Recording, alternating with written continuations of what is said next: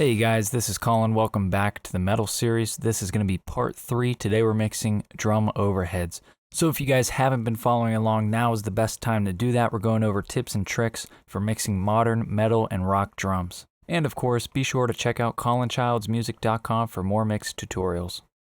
So guys, as always, we're going to hop right into it. Here's the first step of my mixing process, and quite possibly the most important. All we're doing here is checking for phase. We're going to zoom in. In Studio One, we have this nice little feature here where we can actually maximize our waveform and get a better view.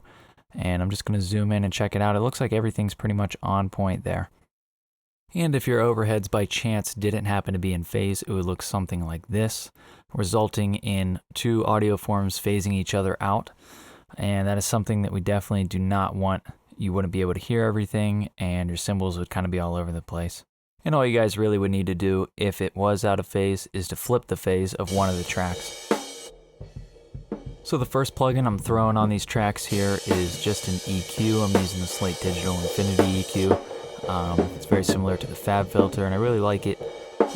Pretty transparent, works really well, and you can have pretty much as many bands as you possibly need.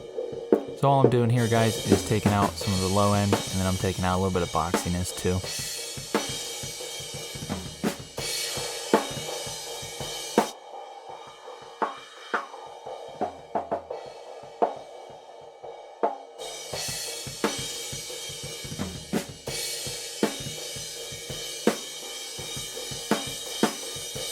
And all I'm doing here, guys, is trying to get rid of some of that whooshiness that was kind of bothering me a bit. And something that I probably should have mentioned earlier, guys, is that I'm doing this on the bus track. That way we can do both of the overheads at the same time, and I won't have to copy any of the plugins over. The second plugin I'm adding here, guys, is the CLA 2A. It's in stereo mode here. So we're going to find a nice setting for this, and then I'm going to show you guys a little trick that I like to use. And if you guys aren't using this plugin for overheads, this is a must-have. I haven't found one that's as smooth and has the same characters as this guy right here. So guys, once you have the plugin up here, go ahead and copy it twice. And we are then going to go into the split mode here.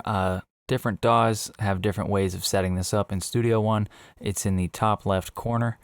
Go ahead and put one on the left and one on the right. What this does is puts these plugins into dual mono mode, which means that when you're limiting one side of the overhead, it's not limiting the other side, and it just frees it up so much. You're not going to crush your cymbals entirely when one side is compressing and one side doesn't really need it.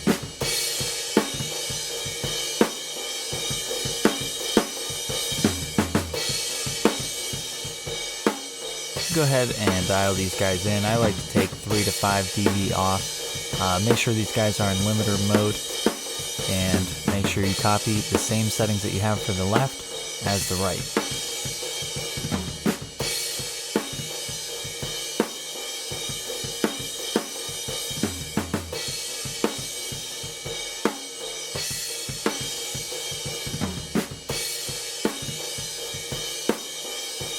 So guys, moving on, this is a must for modern metal and rock mixes. I'm going to go here and invert the phase of one of the channels. So right or left, doesn't matter, whatever sounds better to you. In this case, I chose the right. What this does is give us a really wide view. And last but not least, one of my favorite plugins to use on the overheads, guys, is Soothe 2 by OEK Sound or OEK Sound. This is, a resonance depressor.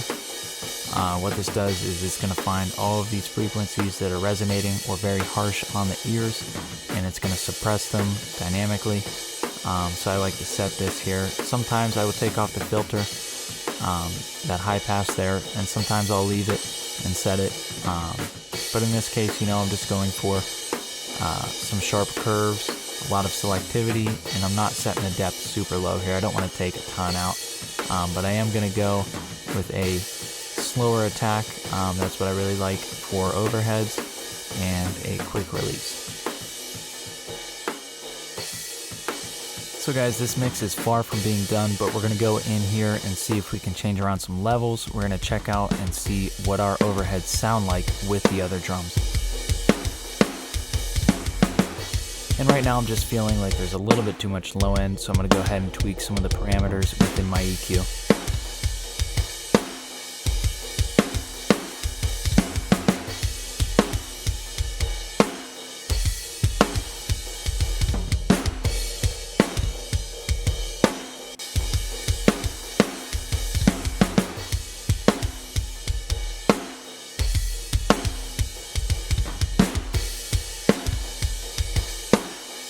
Alright guys, that's pretty much it for the video today. Thanks for tuning in, and I hope you learned something. Follow along because next we're doing toms and a bunch more. Thanks for watching, guys.